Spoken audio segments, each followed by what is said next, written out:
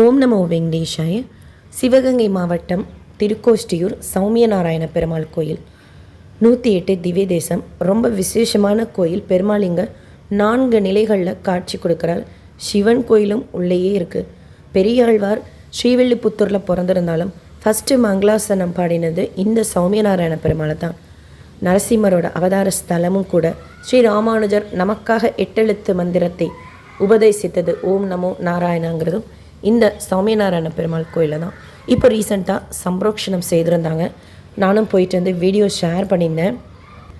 இந்த கோயிலில் ரொம்ப விசேஷமாக விளக்கு வழிபாடு முறைன்னு ஒன்று இருக்குது. நம்ம என்ன ப்ரே பண்ணிக்கிட்டு அந்த வழிபாடை செய்தாலும் அது நடக்கும்.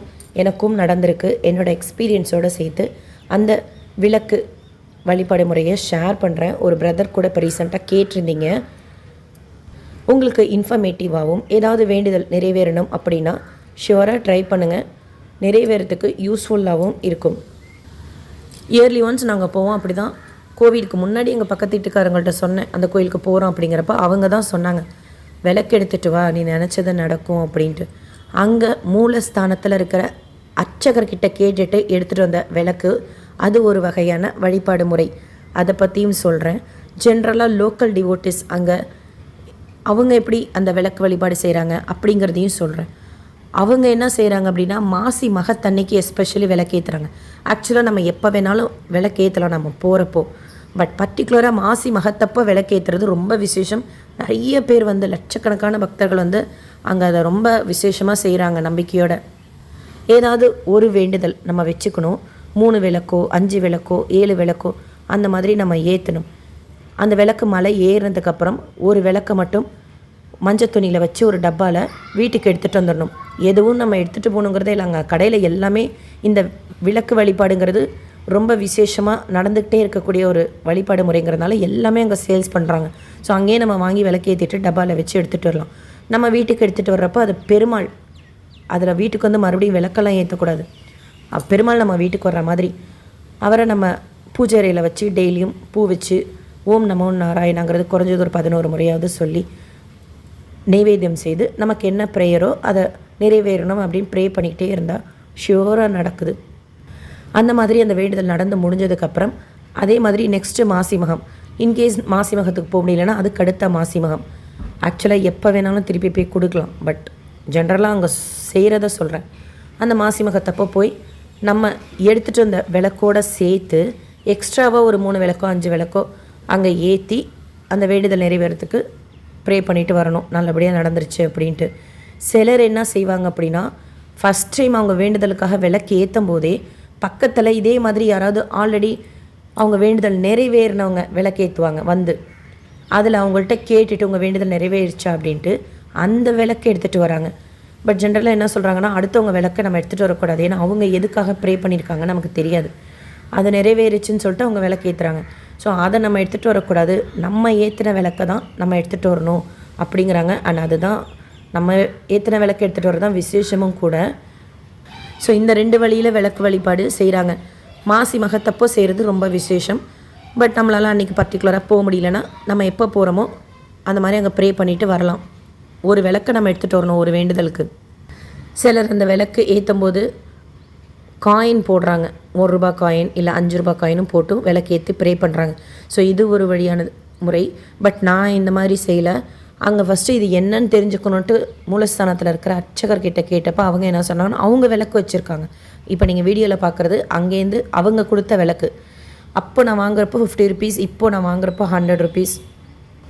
நம்மளோட நட்சத்திரமெல்லாம் கேட்டு ப்ளெஸ் பண்ணி இந்த வேண்டுதல் நிறைவேறும்னு சொல்லிட்டு அவங்க கொடுக்குறாங்க. அந்த விளக்குமே பெருமாளாக நம்ம எப்படி ஒரு பெருமாள் அழைச்சிட்டு வந்தால் நம்ம எப்படி ரெஸ்பெக்ட் கொடுப்போமோ அதே மாதிரி அந்த விளக்குக்கும் எடுத்துகிட்டு வரணும். அந்த விளக்கு வீட்லேயும் எடுத்து ஏற்றக்கூடாது. அது சுவாமி ஆக்சுவலாக பூஜை அறையில் வச்சு டெய்லியும் காலையில் வீட்டில் விளக்கேற்றி நம்ம வீட்டில் ரெகுலராக விளக்கேற்றுவோம்ல அந்த விளக்கேற்றி ஓம் நமோ நாராயணான்னு சொல்லிட்டு மினிமம் 11 டைம்ஸ் ஆச்சும் சொல்லி நெய்வேத்தியம் செய்துட்டு நம்ம ப்ரேயர் நடக்கணும் அப்படின்னு சொல்லிட்டு டெய்லியும் ப்ரே பண்ணிட்டு வந்தால் ஷியோராக நடக்கும். நம்மளோட நியாயமான ப்ரேயர்ஸ் எதுவாக இருந்தாலுமே சில டைம் கொஞ்சம் டிலே ஆகுது. பட் அட் எனி பாயிண்ட் ஒரு பாயிண்டில் ஷியோராக அது நடக்குது. இப்போது நான் அவங்க சொன்னாங்கன்னு சொல்லிட்டு என் பசங்க 10th போர்டு எக்ஸாம்க்கெல்லாம் வாங்கினேன். 2 பொண்ணுங்களுக்குமே நல்ல மார்க் வாங்கினாங்க. +2க்கும் வாங்கினேன். கவர்மெண்ட் காலேஜில் பிளேஸ்மெண்ட் கிடைக்கணும்னு ப்ரே பண்ணிக்கிட்டப்போ எடுத்துகிட்டு வந்த விளக்கு மறுபடியும் கொடுக்குறப்போ வேண்டுதல் நிறைவேறிடுச்சு. அப்போ நம்ம மறுபடியும் கொடுக்கணுன்னா இந்த விளக்கை கொண்டு போய் அந்த மூலஸ்தானத்தில் கொடுக்கணும். அப்படி கொடுக்குறப்போ எக்ஸ்ட்ராவாக ஒரு விளக்கு வாங்கிட்டு வர சொல்கிறாங்க.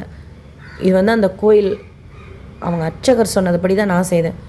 நம்ம வாங்கிட்டு போகிற விளக்கு எக்ஸ்ட்ராவாக நம்மளோட வசதிக்கு ஏற்ற மாதிரி, அது மண் விளக்காக இருக்கலாம், பித்தளையில் இருக்கலாம், வெள்ளியில் இருக்கலாம், எப்படி வேணாலும் இருக்கலாம், நம்மளோட இஷ்டம்தான். இதுதான் வாங்கிட்டு போகணும் இல்லை. பட் எக்ஸ்ட்ராவாக இன்னொரு விளக்கை கொண்டு போய் நமக்கு கொடுக்கணும். வேண்டுதல் நிறைவேறிடுச்சு அப்படின்னா. Very rare case. 2 வருஷமாக டெய்லியுமே அதே மாதிரி ப்ரே பண்ணுறேன், நடக்கலை. அப்போ என்ன செய்யுதுன்னா அந்த விளக்கை கொண்டு போய் கொடுக்குறப்போ அவங்க கேட்பாங்க எப்போயுமே விளக்கு வாங்குறப்போ உங்கள் வேண்டுதல் நிறைவேறிடுச்சா அப்படின்னு. அவங்கள்ட்ட நம்ம சொல்லணும் வேண்டுதல் இன்னும் நிறைவேறலை அப்படின்னா மறுபடியும் ஒரு விளக்கு அவங்க ப்ளஸ் பண்ணி கொடுப்பாங்க. அதை எடுத்துகிட்டு வந்தால் என்னோடய எக்ஸ்பீரியன்ஸ் படி சொல்கிறேன், நான் உணர்ந்ததை ஷியோராக நடக்கும். எங்கள் ஃப்ளாட்டில் என்னோடய நெய்பர்ஸ்க்கும் நான் இதை ஷேர் பண்ணியிருக்கேன். அவங்களும் ஒரு 2-3 பேர் போயிருக்கிறாங்க. எங்கள் அக்காவுக்கும் சொல்லியிருக்கேன். ஒரு நார்த் இந்தியன் நெய்பர், அவங்களுக்கு விசாவில் ப்ராப்ளம் இருந்தது. ஆக்சுவலாக விசாவில் ப்ராப்ளம் வந்தால் சென்னையிலே திருமழிசை அந்த கோயிலில் சாட்டர்டே போனீங்கன்னா எல்லாம் பாஸ்போர்ட்டோடு நிற்பாங்க. விசா ஆஞ்சநேயர்னே அந்த ஆஞ்சநேயருக்கு விசேஷம். நானுமே என் பொண்ணுக்காக போயிருக்கேன். ஆக்சுவலாக ஒரு கோயிலுக்கு போனோன்னா அந்த சுவாமியோட அழகை அனுபவிச்சுட்டு அந்த சுவாமிக்கு உண்டான ஸ்லோகங்கள்லாம் சொல்லி அமைதியாக ப்ரே பண்ணிவிட்டு வரணும். அதை இப்போ ரியலைஸ் பண்ணுறேன். இருந்தாலும் ஏதாவது ஒன்று நடக்காமல் தள்ளி போயிட்டுருக்கு, இல்லை ஏதாவது ஒரு வேண்டுதல் நடக்கணும் அப்படின்னா மறுபடியும் அந்த சாமிக்கிட்ட தானே நம்ம கேட்க முடியும். ஏதாவது ஒன்று நடக்கலை அப்படிங்கும்போது ஆட்டோமேட்டிக்காக நமக்கு அந்த மாதிரி போயிடணும், வேண்டிடணும், அதை நடந்துடணும் அப்படின்னு தோணும். அந்த மாதிரி போனது தான். விசாக்காக போனேன்னா சென்னையிலே இருக்குது, அங்கேயும் அவங்கள அழைச்சிட்டு போனேன். பட் அதுக்கப்புறமா அவங்களுக்கு லோன்லாம் செட் ஆகணும் அப்படிங்கிறதுனால திருக்கோஷ்டியூருக்கு அழைச்சிட்டு போனோம். காரில் தான் போனோம். அவங்க அதே மாதிரி விளக்கேற்றி விசா கிடச்சி அப்ராட் போய் எல்லாமே செட்டில் ஆகி இப்போது அவங்க நினச்சது எல்லாமே நடந்துட்டதுனால இந்த தடவை நான் போகிறேன்னு சொன்னேன். அவங்களால போக முடியலன்ட்டு எனக்கு கொரியரில் அனுப்பிச்சிருந்தாங்க. அவங்களுக்காக நான் போய் அந்த விளக்கை கொடுத்துட்டு வந்தேன், எக்ஸ்ட்ரா விளக்கோடு சேர்த்து. யார் ப்ரே பண்ணுறோமோ அவங்க தான் போகணுமா, அவங்க தான் அந்த விளக்கு வாங்கிட்டு வரணுமா, அங்கே அந்த விளக்கு வழிபாடு முறை ஏற்றுறாங்கல்ல இன்னொரு முறையில், அதெல்லாம் செய்யணுமானா அப்படியெல்லாம் கிடையாது.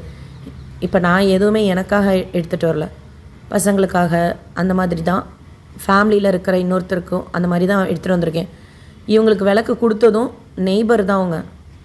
அதாவது மற்றவங்களுக்காகவும் நம்ம செய்யலாம்.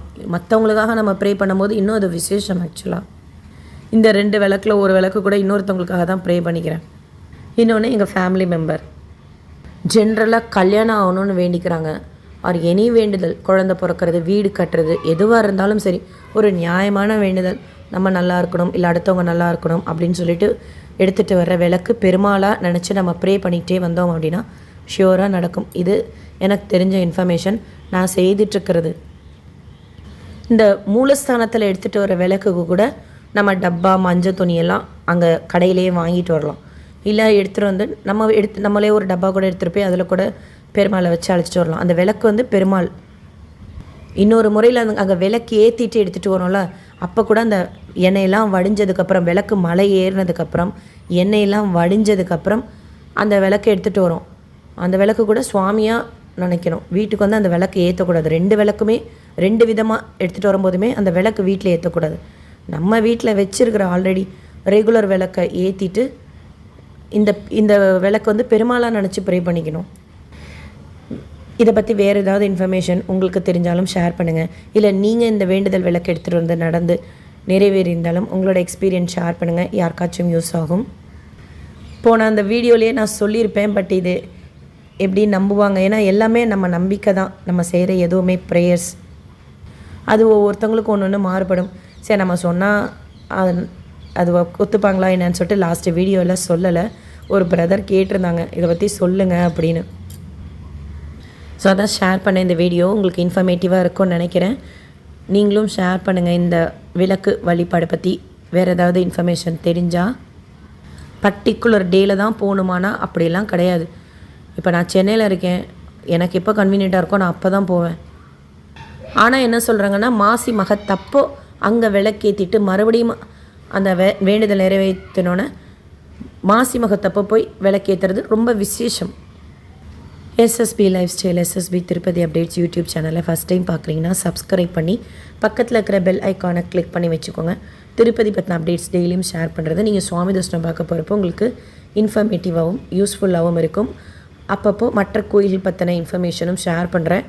இப்போ ரீசெண்டாக தான் போனேன், பட் அப்போ எடுத்த வீடியோலாம் ஸ்பேஸ் இல்லாதனால எல்லாமே டெலீட் பண்ணிட்டேன். அதான் சேனலில் போட்டுட்டோமே அப்படின்ட்டு. அதனால் இந்த ஒரு ஃபோட்டோ வச்சு வீடியோ ஷேர் பண்ணுறேன். பட் கோயில் ரொம்ப அழகாக இருக்கும். அவசியம் நம்ம விமான சேவை செய்யணும். சுவாமிநாராயண பெருமாள் கோயிலில் காலையில் 8 மணிலேருந்து அலோவ் பண்ணுவாங்க. இருட்டினதுக்கு அப்புறம் விட மாட்டாங்க. ஸோ டே டைமில் போய் பெருமாளையும் சேவிச்சுட்டு 4 நிலைகளில் பெருமாள் சிவன் இருக்கார். அண்டு விமான சேவையில் போய் அங்கேருந்து ஸ்ரீ ராமானுஜர் கிட்ட இருந்து அந்த ஓம் நமோ நாராயணா நாமலம் சொல்கிறது ரொம்ப விசேஷம். வீடியோ ஷேர் பண்ணியிருக்கேன் ரீசெண்டாக, செக் பண்ணிக்கோங்க. அந்த லிங்க்கையும் இந்த வீடியோ கமெண்ட் செக்ஷன்லேயும் டிஸ்கிரிப்ஷன் பாக்ஸ்லேயும் ஆட் பண்ணுறேன். இந்த வீடியோ லைக் பண்ணி நிறைய பக்தர்களுக்கு ஷேர் பண்ணுங்கள். அவங்களுக்கும் யூஸ்ஃபுல்லாகவும் இன்ஃபர்மேட்டிவாகவும் இருக்கும். தேங்க்யூ.